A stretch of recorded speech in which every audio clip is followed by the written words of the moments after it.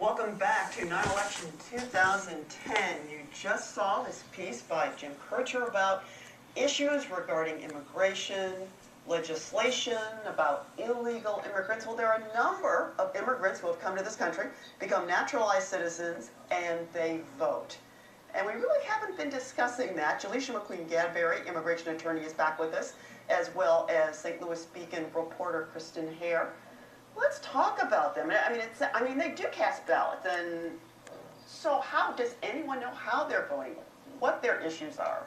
Well, what we know, based on the most recent information we have from the census, which was the 2009 community survey, is that at least in Missouri, foreign-born citizens make up maybe between 5 and 6% of the population, especially in St. Louis County, and St. Charles.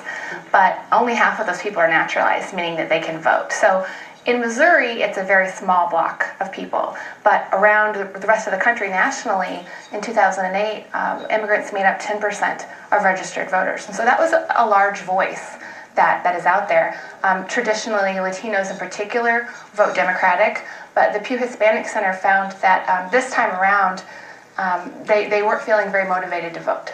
So, it'll be interesting to see how the results turn out tonight in some of those key border states.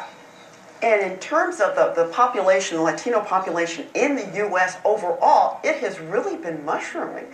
Alicia, how do you see that from a local perspective, perhaps having an effect on the local landscape politically? Well, I can talk about the mushrooming because I just had twin boys 3 years ago, so I'm contributing to that. My mother's actually from Peru, so I'm Hispanic. It really has grown, and we'll continue to see it grow. The Hispanics, as she says, mainly vote Democrat, but there are certain blocks of Hispanics, like Cubans, that vote Republican or are actually very conservative. So we will probably see in the years to come, there may be a switch, there may be a slide, it depends. It's happened in the past where certain voters were mainly Republican and they're now Democrats, just as the black voters were Republican, and then the switch came to the Democrats. So it will be interesting to see how this turns out. As far as you mentioned, older voters have tended to vote Republican. What is the history behind that? Is it because of where they're from or what country they're from? Like Cuban voters, I understand.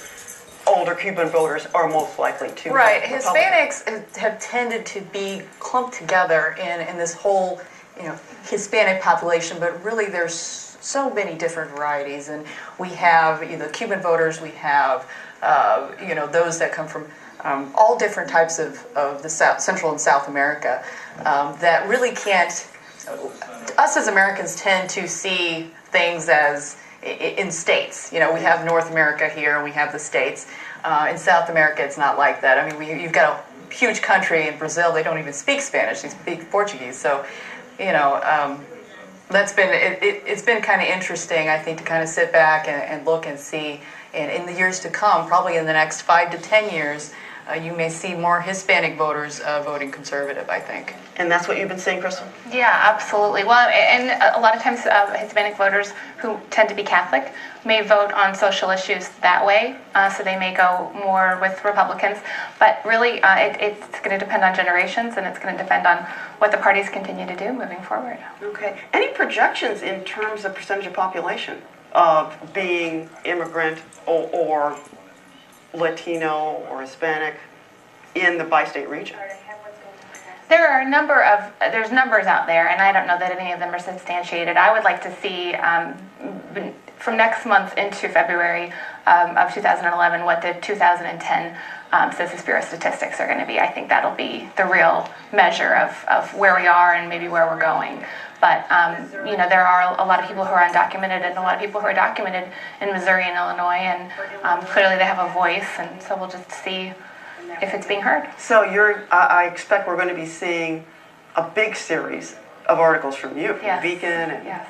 Absolutely. Yeah, we have a lot more coming up, and we'd like to talk about the difference in experiences that people have when they come here, whether they come here educated or uneducated as an immigrant or as a refugee. It's not just about where you're from, it's about your class, it's about your status and your education. And so, you know, the American dream means a lot of things to a lot of different people. We want to look at that too. Okay, well, I'm curious, what is the single biggest thing that you have learned so far in this journey to learn about these other cultures? I think it's something that Jasha said when we spoke earlier, and that's that most people have no idea how our immigration system works, what it involves, how complicated it is, who it works for and who it doesn't work for, and it affects all of us as Americans. We're impacted by it, so everybody needs to understand it, and it's very complicated. It is complicated. It's a federal bureaucracy, and it's grown over time. It didn't just sprout out like this all of a sudden. And that's part of the problem, and it's part of the problem why it doesn't work for the people it's supposed to work for. And hopefully having this conversation, and I know KETC is doing a series of educational vlogs that I'm involved with, that hopefully people will be able to go to and actually just have the basics of immigration. The basics, just how it's set up, what the agencies that are involved and what they do. So at least that'll be a source for people to be able to go to and be able to be a little more educated. Because if you listen to the politicians, if you listen to the media, the mainstream media, it's very difficult to get any information. And even if you look on the internet, half the time it's wrong. So me being an immigration attorney, you never do research on the internet for immigration because half of the websites are wrong. So hopefully this will be a great piece for people to be able to go to and actually learn about immigration and its basics. Okay, Lisa, Kristen, thank you again Thank for joining us tonight. Let's go back up to the 9 Center of Public Engagement, check in with Joe Mannies. The returns, I would imagine, are starting to pour in again.